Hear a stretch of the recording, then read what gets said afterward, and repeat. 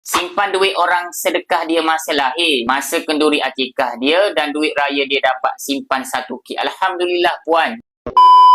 Tahniah puan sebab dah wujudkan dana pendidikan untuk anak-anak. Sebenarnya anak-anak kita membesar ni tuan-puan, ada banyak fasa dalam dia punya umur tu yang membolehkan mereka dapat duit. Contohnya baru lahir, mesti ada mak saudara bagi duit kan. Masa akikah, masa raya setahun sekali. Jadi duit-duit ni tuan-puan, mak ayah tak boleh guna.